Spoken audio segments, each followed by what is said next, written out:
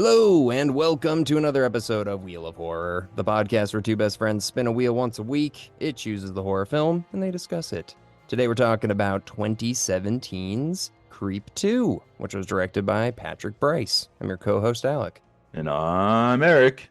It's Erik! It's Alec. So, we were supposed to do Pet Sematary 2 today, but our guest actually is seeing Less Than Jake in concert. I know that name, but I don't know the band. That's an old band, right? It has to be. I don't know. I haven't heard that in like 10 years at least. Yeah, I'm gonna look it up really quick because I saw it last night and I was like, is it like better than Ezra? Like remember that one band? Yeah, they are old. They're from the 90s. Okay. Yeah, they're like 30 years old. I don't know why I don't know them really. But anyway, so our guest who was supposed to be on tonight, he's going to see that band. So we're gonna do it next week. Anyways, long-winded way of getting to the point. But we're talking Creep 2 today, which I'm actually really excited. I forgot this was on the wheel. So I'm like pretty pumped to talk about this. Yeah, it's a short one too, which we need to break up here and there with some long films. Yeah. Well, I think maybe like Leprechaun 2, I was like, this has got to be the shortest movie we've ever done. This might be This is definitely, dude. This is 80 minutes. hour 20 exactly. It's an hour 20 with credits. So this is 100%. This is like a short film almost. And when it's over, I was like, ah. But yeah, I like this movie. I really did. I think it's a really good way to make a sequel to the first one. And I love the first one. I don't think this one's as good as the first one, but I do think for a sequel, I think they did a really good job of expanding on the story and not just retreading the same kind of water, you know? You know what you could do? You could show this Creep 2 to somebody and it feels like not a sequel at all. Did you catch that at all? There's nothing except for Mm, the one clip at the beginning with the DVD thing, but they also have that intro scene too. I think if you didn't see the first one, you'd be confused about a couple things. You don't need to. I don't think you need to see the first one. Well, I mean, I think that one thing that, I mean, it helps if you have, because the character's name was Aaron that he kills in the first one, and then he takes on his name and he talks about him and they shows the video to that girl. So, I mean, I don't know. You don't think, I feel like seeing the first one would help. I don't know. I don't. I mean, maybe there's some other things that help this one better. Like I don't know. He's such a pathological liar that I don't know if they said thing. Remember, he said things in the first one that are different. Like remember, he says something along the lines of he's never slept with a woman. I don't Mm, know if he did that in the first one or I want to remember his lies from the first one so I can like I wish I rewatched it before I watched the second one. But I really think you could sit down and watch this with anyone and be like, yeah, this is like the first one. you could. I would definitely recommend seeing the first one, but you could. Well, I remember from the first one, he says that he was married and he comes up with that whole like rape scenario scene where he like breaks into the house as a rapist. Remember that? Yeah, so man, this guy is something else. And he said he had brain cancer in the first one. He was dying and he was making a video for his pregnant wife. So I think he's just a liar, dude. Like full blown liar. But what did you think of this movie? I mean, compared to the first one, did you like it? I'm gonna say I think I enjoyed this one better than the first one. I'm gonna say that. I know it's a crazy take. I remember watching the first one and being like, yeah, it was good. And then this one, I was like, something it built upon it. I don't know if it's because I know more about this creep. I really liked it. I really liked this film. Yeah, these movies, man. So like the director Bryce or Patrick Bryce, he was the guy that played Aaron in the first one, and he and the creep or Mark Duplass are the guys that write this. They kind of create the whole scenario together. And I love these, man. These movies, like I feel like they're all shot I don't know if they're on iPhones, but like, just regular small cameras. There's almost no actors in the movie, and it is 100% just on the acting and making you uncomfortable because there's really not much to the plot. There's not a lot of characters. Oh, it's technically found footage. Yeah, exactly. So it has to be shot on a camera that you would find like a DSLR or something. Yeah. Do we see her camera ever? I don't remember if we see Sarah's camera. No, but it's definitely not a phone because when he sets it down or when she sets it down on the hot tub, it looks like it was like set down. It wasn't like placed like a phone. So, No, definitely not a phone. It's got to be like a DSLR of some kind or yeah. some kind of Canon. Yeah. Yeah, and she says she shoots wedding videos with it or she lied about that, but yeah. So, Oh. all right, we'll give a little rundown of the film here then basically. So, there's this girl Sarah. So Sarah has this YouTube channel that she's doing the show called Encounters, where she just goes and meets random people and has random encounters, and it's not going very well. So she's like, all right, I found this guy in Craigslist. He wants to film something. What was it? He wanted to film, what was the ad on Craigslist that he put out? Don't really remember. It was $1,000. Yeah, for one day. Just like a spiritual journey. Yeah, and it was like, oh, and you must like interview the vampire or something like that. So she reaches out to this guy and she's like, okay, I'll come film whatever.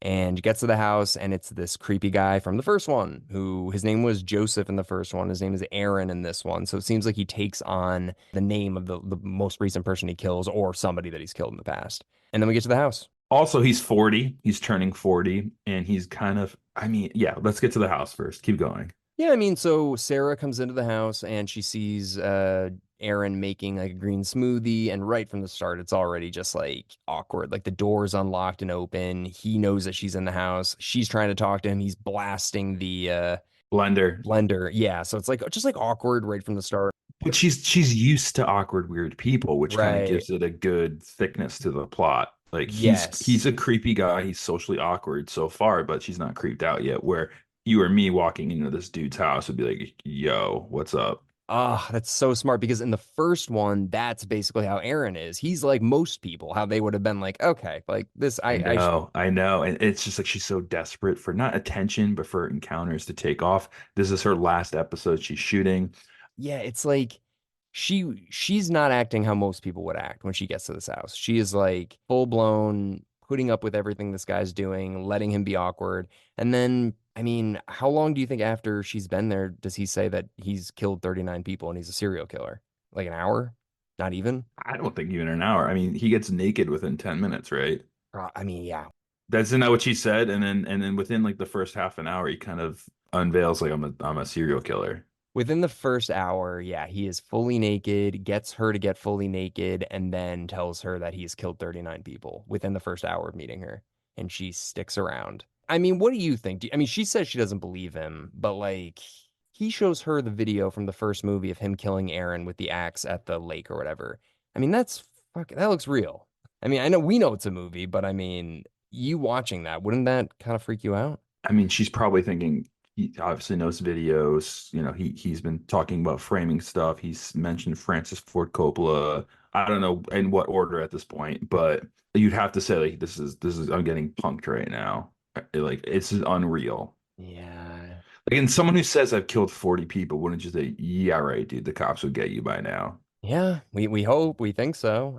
And which is so cool watching this second one because it's like, no, she has no idea what she's up for. Right, because he really does kill people. Granted, we don't know. Well, no, in the first movie, we see, remember at the end when he like puts the VHS with all the other ones, there's like a shit ton. There's way more than 40, way more than 40, I would say. But that's part of his lie for this one, you know? Yeah. Every like even at the start of the movie, he was talking like he's buddies with somebody, and was it a romantic relationship? It kind of sounded like it, right? We skipped over that. So yeah, the movie opens on this guy just like going to his door and he's experiencing what Aaron experienced in the first movie, just like tapes are getting sent to his house. He knows that he has a stalker, and then Aaron walks in and he's basically the killer and he just sits down and is acting like, "What? Why would somebody send you a wolf? That's so weird."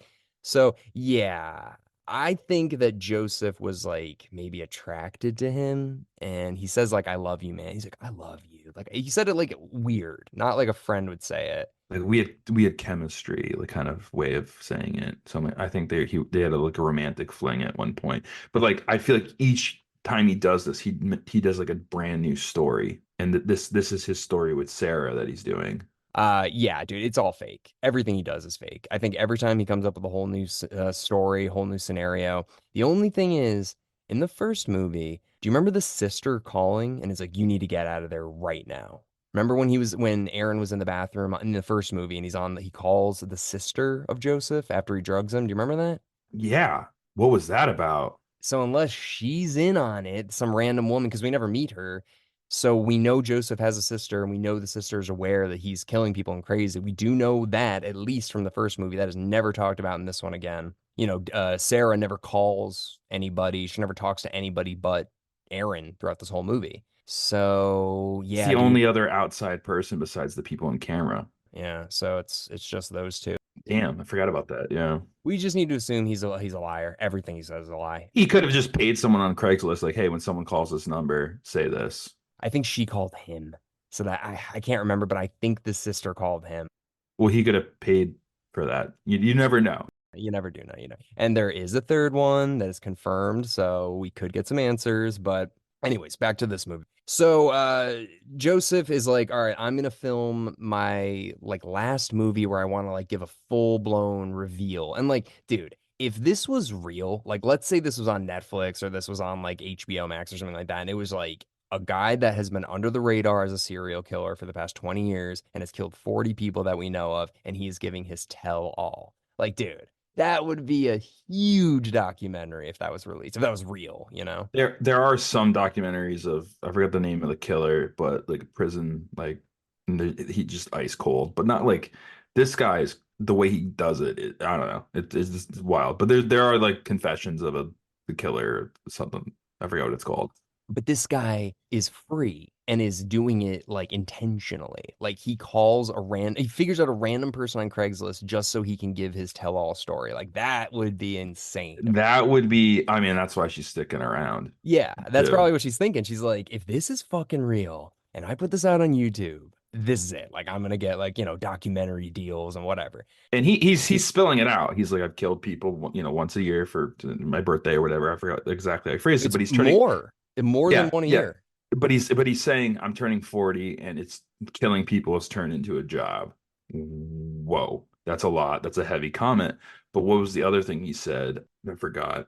Keep going. Sorry. Yeah, I mean, it's like the show Dexter kind of, but like the worse version of it. Like, Dexter's a serial killer that like wants to be normal, but does it because if he doesn't kill people, then he'll kill everybody he sees, so he kills bad guys. Yeah, now I remember. But he like told her like we're gonna do this documentary. I'm gonna tell you everything about my serial killer tendencies. There's gonna be two promises. I'm not gonna kill you for 24 hours, is what he said, right? Yeah, yeah, yeah, yeah. So I always thought like, how about you just say you're not gonna kill me, not the 24-hour thing. That's what I caught, and I got kind of nervous about. But that never came into play. Yeah, well, no, she brought it up. Kind of, yeah. It's been 24 hours. I don't remember No, that. no, no, no. She was like, you said you would kill me after 24 hours. And he's like, you shouldn't have said that. And he like makes a weird face and then he gets up and walks away. Right, but I was waiting for like a surprise at the end where he's like, check your watch. It's like, how Yeah. long has it been? That's what I was waiting for, but never really Yeah. happened. But that was one of the promises he made. I forgot the promise too. He's like, I'm going to tell you everything or whatever. I forgot what it was exactly. Yeah. He's like, I'll never lie. It was like, I mean, everything he says is bullshit. So Yeah, she catches him in some stuff too, or he catches her more or less too. yeah, she has a knife on him, on her. He figures that out. There was one thing. How did he know that she didn't shoot weddings? He like knew things about Hmm. her. Well, you remember the last shot of the film.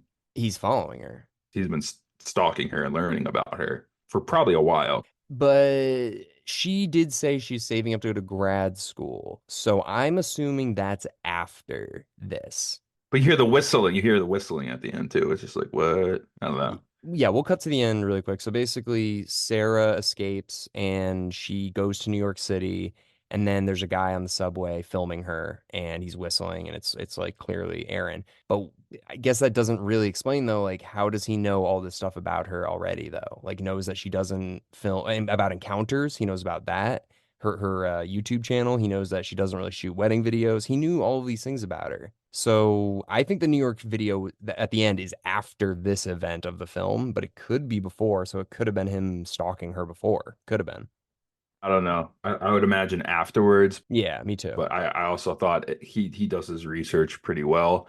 How do you do your research though on somebody on when they reach out to you on Craigslist and they just text you? How do He's you? a creep. He's a creep, dude. He does Yeah. he knows a lot about people. But also, didn't he say like, "Do you believe I'm a killer?" And she says no or something or yes. I forgot what it was. She said no. Yeah.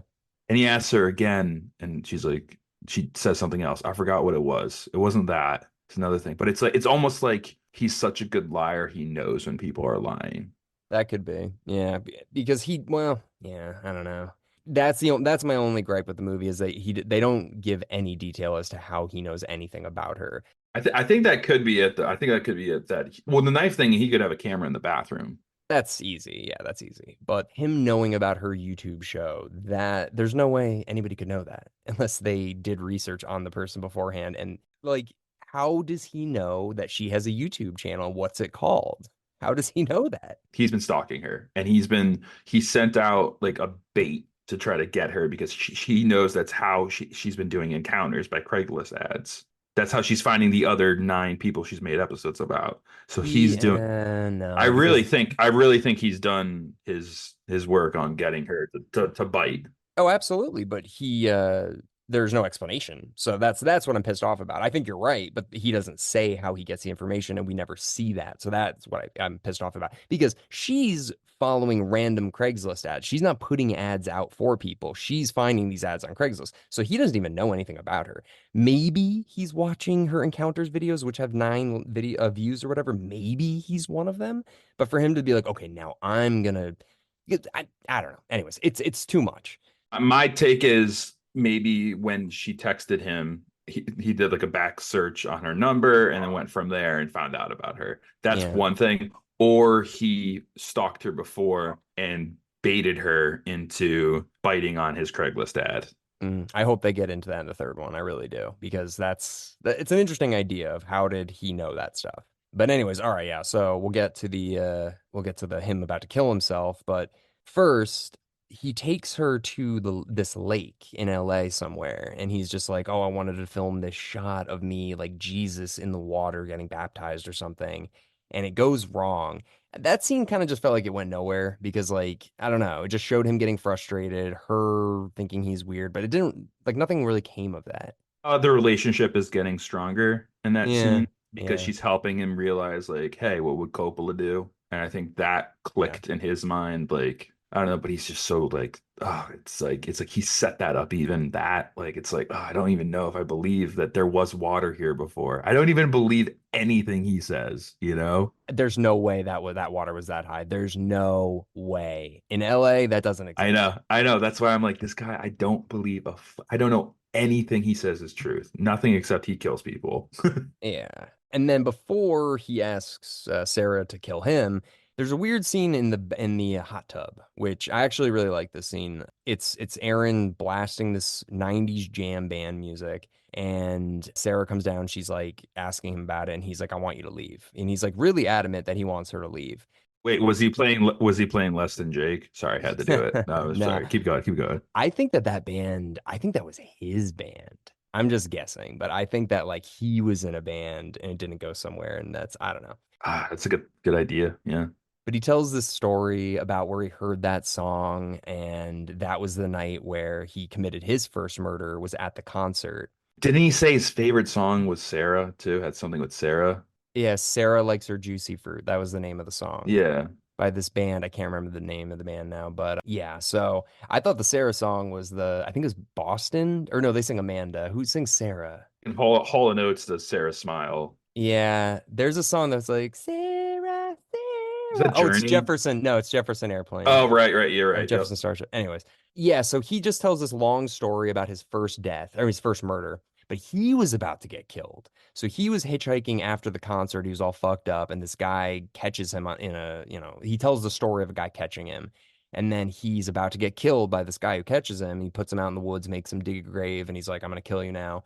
But then he kills the guy and then sits with his naked body and absorbed part of his. It's alopecia beard or whatever, right? Well, it's called like tricka something. It's where you rip out your hair. And I actually knew somebody that did that, and they did it to like every It's part. like a really bad version of biting your nails, right? Yeah, you rip out hair. So like yeah, everything, like your pubic hair, your hair, your mustache hair, like everything, dude. You just like pick it out. Jeez. Anyway, so he took on that, ability, not ability, but whatever the condition is that person had, he absorbed that condition, which is kind of weird.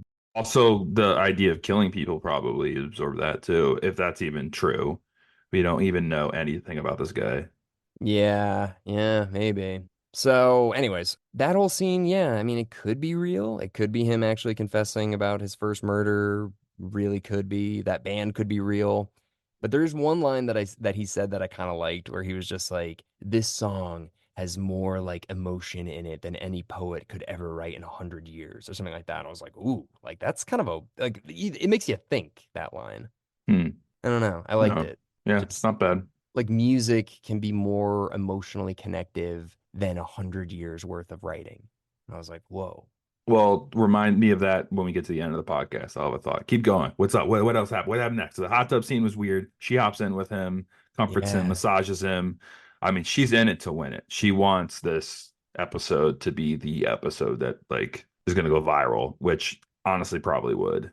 Do you think if he was like started to kiss her, she would have had sex with him? Like she would have kept going? No, no, no, no. She was no, I don't think so. I think she was just putting out as many low moves as possible to just keep him at bay. Yeah, because she does get into the hot tub with him and start massaging him, and you're just like, what are they doing? And then he gets Yeah. like weird. He gets like all growly and stuff. All right, so now we'll get to the suicide part, the assisted suicide part. Kind of felt like this came out of left field a little bit, but he's just like, I've decided, I've thought a lot about it. I'm gonna kill myself, and you're gonna kill me, and that's it. So yeah, I think he puts on the peach fuzz mask again or whatever, and he lies down on a table, gives her the axe, and he's like, cut my head off. She can't do it. And then he's like, I'm gonna hang myself, and if you don't save me, then that's it. So he does it, and I was like, holy shit. I forgot. I was like, does he actually die here? I couldn't remember. Yeah, I mean, want to talk about that scene? Yeah, I mean, she grabs him and saves him from doing it after like 10 seconds, but he could also break his neck if that's legit. And he wakes up and she's done. She's putting on her shoes. She's ready to leave. And he's like, "No, no, don't leave, don't leave." And then he goes and gets a harness from the stairs, which really makes me think like, I don't even believe this. I think he was actually still doing the full hang, and then he had that ready to go if she saved it. It's like, dude, I don't even know what to believe. You know what I Mm, mean? That's why I'm bouncing around so much because I truly don't know if he had a harness on during that scene.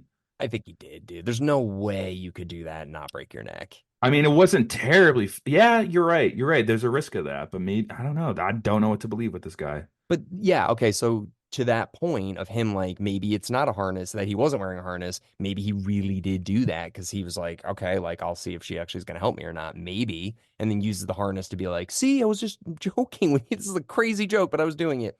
So that leads me to the point at the end. So right after this, I can't remember why, but they go into the woods and the grave is already dug. So she's like, what the fuck? He's like, I'm gonna put you in here. I've got your knife. And she's like, okay. And he's got the camera and he stabs himself like a lot in the side. Four times on the right side, which is That's your liver. That's your like, liver. Your liver's on your left. no, Your kidneys are in the back, so he's probably hitting his intestines more than anything. regardless. I mean, Not good, no matter what. he hands her the blade and is like, let's Romeo and Juliet this. And she's like, no. So yeah, like basically stabs himself. And then she runs and he chases her and catches her, which I'm still like, how the fuck did he catch her? Like, he stabbed himself 4 times. I mean, if he really stabbed himself, maybe he. Yeah, no, he did. Yeah, I believe it. I believe it. They I believe it. show it. They show like his blood and the stabs. There's no way that's fake. But was it like he knows movies? Does he know like maybe he has like ketchup packet things there? But I agree, it looked very real. It had to have. In the dark, you never know. But also, back to your point about 100-year poet thing, thinking of a 500, 600-year-old poet, Shakespeare, like in the Romeo, bringing back to Romeo and Juliet, like that's a whole nother thing as well. I thought of when you mentioned that. Yeah, I mean, he's just a contradiction, just a walking contradiction. Yeah. But yeah, so like that's kind of the end. The ending's kind of weird. So yeah, he stabs himself. She runs. He catches her. I think he stabs her a bunch of We times. hear like them both grunting and like you hear her screaming. Clearly he's hitting her. She's still fighting him. He's definitely hurt. And then we see him dragging her to the grave. And then he goes in the grave. Yeah. And then I really wish it ended like that and just cut to black. Well, like we got to say, I mean, she gets out and she smacks him. No, he gets out first. Yes, and then he goes and he starts talking at the camera, saying like, "I love you and you were my muse" and all this bullshit. And then she's somehow alive and gets out, and he doesn't hear her and smashes him in the head with a shovel. It's kind of dumb. It is kind of dumb. Like he definitely would have heard that, like 100%. Like in the woods, there's no other sound. and there's all kinds of things on the ground, and she picks up a shovel, he's gonna hear that Yeah. unless he wanted to get hit.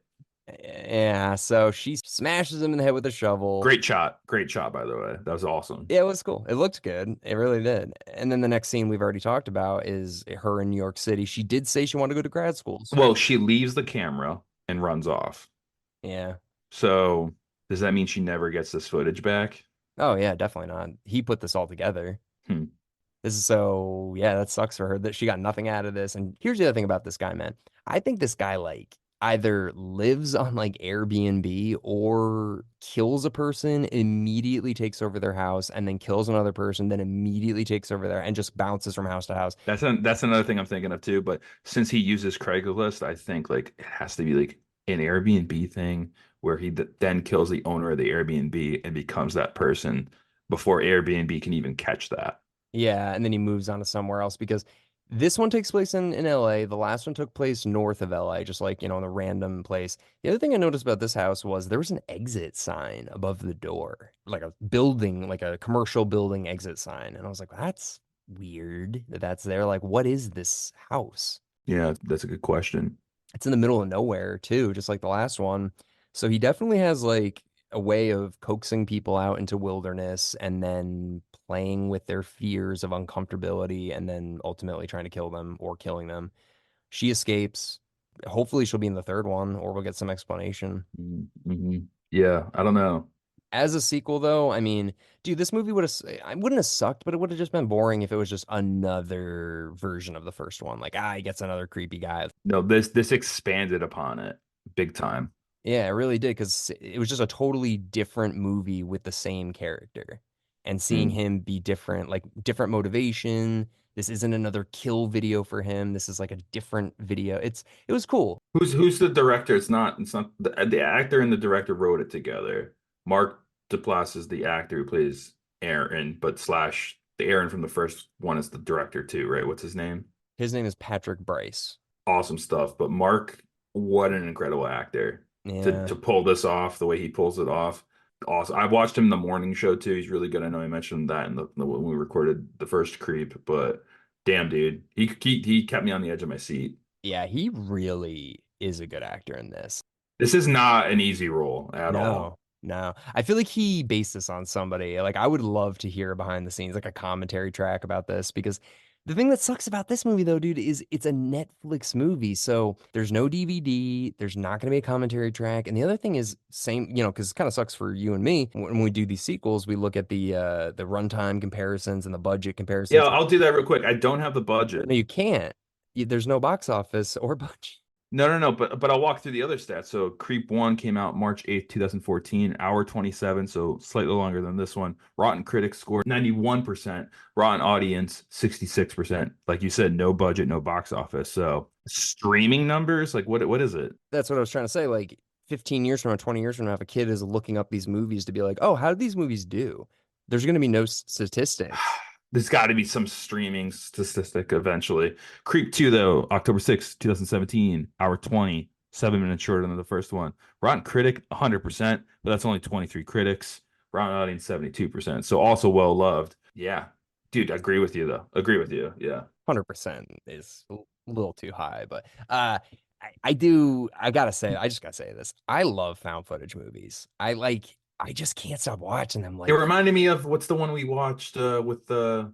Last Exorcism. No, not that one. The one with the Uber driver, Lyft driver guy. Oh, Spree. I mean, similar, right? This Yeah, one, I mean, yeah. I love found footage. Paranormal Activity, Blair Witch Project. I mean, I love all of those. It's always low budget and it's so creative, always. Someday we'll have to cover Cannibal Holocaust. That's like the original found footage film, but it's like, Oof. I don't know, man. I don't know if I can watch it. It's so messed up. Yeah, I'm okay. I'm okay. I don't need to do that one. But you know what I would love to see? A creep show and like a season of it. I don't know if that exists. Oh, Creep. I thought you meant Creep Show. Like, I was like, that's a fucking movie. You know A what creep show about comics with little kids and no. That like imagine like watching this as a series, like a 10 episode season and just watching Aaron or whatever his name is in the first one, like bounce from Airbnb to Airbnb and like the cops are onto him. We see the other side, and we're like, there's some guy. Like I would fucking love that. Water it down. It would water it the fuck down. Well, it would ruin the character, but here's the other thing. They made a show, the Duplass brothers, this guy and his brother Jay.